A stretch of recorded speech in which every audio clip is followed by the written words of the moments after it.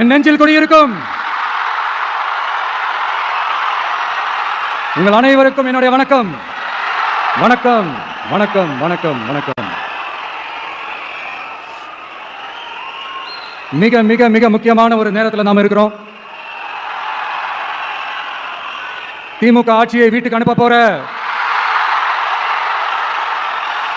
அந்த தேர்தலோட கடைசி பிரச்சாரம், ஸ்டாலின் சாரை வீட்டுக்கு அனுப்ப போற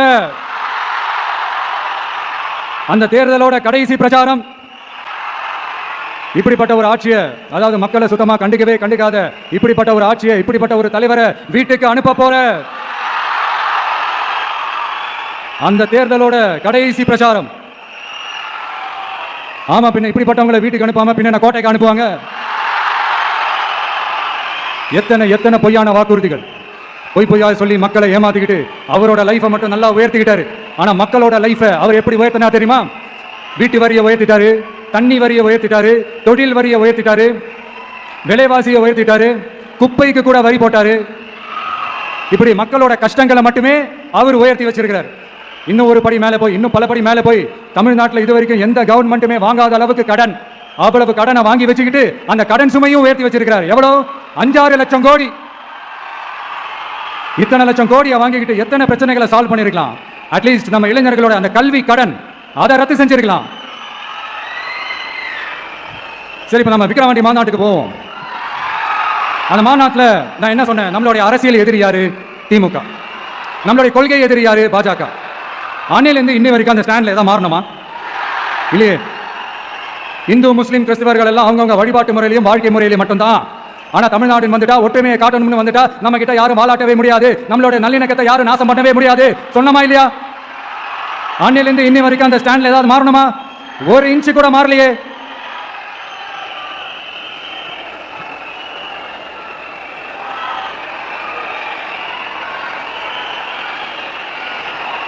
ஒரு இன்ச்சு கூட மாறலையே. மதச்சார்பற்ற சமூக நீதி கொள்கை தானே நம்மளுடைய கொள்கை. அதுல இருந்து மாறவே போறதில்லை. 100% நீங்க உங்க விஜயை இந்த விஷயத்துல நீங்க நம்பலாம். எப்பவுமே இருப்பான். எம் மதமும் நம் மதம் அப்படின்ற அந்த ஒரிஜினல் முகம் தான் இந்த விஜயனுடைய முகம். இன்னொன்னு என்ன சொன்னோம்? A lion is always a lion.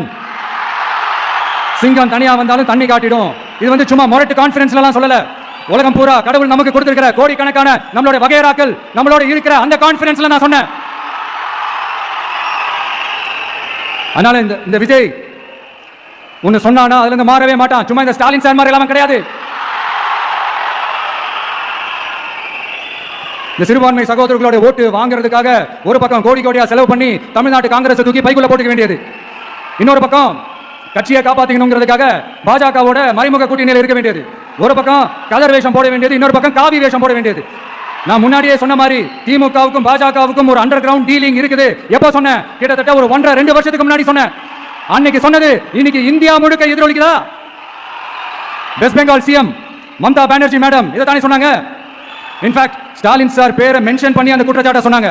இதுக்கு என்ன சார் பதில் வச்சு சொல்ல போறீங்க? ஸ்டாலின் சார் மக்கள் கிட்ட மாட்டிக்கிட்டு முழிக்கிறாரு. இந்த தேர்தலில் திமுக தோக்க போறது உறுதி. தோத்துட்டு அந்த ஆஃப்டர் எலெக்ஷன்ஸ் அந்த எஃபெக்ட் என்னவா இருக்கும் இப்பவே சொல்றேன். கட்சியை காப்பாத்திக்கணும்ல, ஏகப்பட்ட கேஸ் எல்லாம் இருக்குதுல்ல, லஞ்ச கேஸ், ஊழல் கேஸ், திருட்டு கேஸ், அவங்க குடும்பத்து மேல, மினிஸ்டர்ஸ் மேல எல்லாத்தையும் காப்பாத்திக்கணும்ல. போய் மோடி அவர்கள் காலையும் அமித்ஷா அவர்கள் காலையும் திமுக விழுதா இல்லையான்னு பாருங்க. அன்னைக்கு தெரியும் மக்களே, சிறுபான்மை சகோதரர்களே, அன்னைக்கு தெரியும் இந்த திமுகவோட மொத்த சாயமும் வெளுக்க போகுது. அது மட்டுமா, பாஜகவோட முதல் அடிமை யாருன்னு போட்டி வேற. நீயா நானா, நானா நீயா, யாருக்கு யாருக்கும்? இந்த திமுகவுக்கும் மற்றும் பல இருக்கும். அதனால சிறுபான்மை சகோதரர்களோட இந்த விஜய் கூடவே நிப்பான் நிப்பான் நிப்பான். அதுல எந்த மாற்று கருத்துமே கிடையாது. இப்ப ரீசெண்டா நிறைய காமெடி எல்லாம் நடக்குதுல்ல.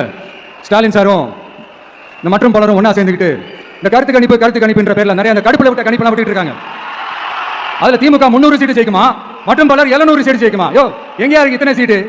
கூட்டா மேட்டுக்கு சும்மா அடிச்சு விடுறது. ஒரு தில்லமுள்ளுக்கு ஒரு அளவே இல்லை. 40 வயசுக்குள்ள இருக்கிறவங்க மட்டும்தான் விஜய்க்கு ஓட்டு போடுவாங்களாம். 50 வயசுக்குள்ள இருக்கிறவங்க மட்டும்தான் இந்த விஜய்க்கு போனா போதுன்னு ஓட்டு போடுவாங்களாம். இந்த 40 வயசுக்குள்ள இருக்கிறாங்களா இந்த ஓட்டர்ஸ், அவங்களாம் ரொம்ப கம்மியா. ஆனா இந்த 50 இருந்து 80 வயசு வரைக்கும் இருக்காங்களே அந்த ஓட்டர்ஸ் ரொம்ப ஜாஸ்தியா, ஆனா அவங்க யாரும் விஜய்க்கு ஓட்டு போட மாட்டாங்களாம். இப்படி பில்டப் மேல பில்டப் ஓங்கி மண்டையில நறுக்குன்னு குத்துற மாதிரி நம்ம எலெக்ஷன் கமிஷன் ஒரு டீடைல்டு ரிப்போர்ட் ஒன்று வெளியிட்டு இருக்காங்க.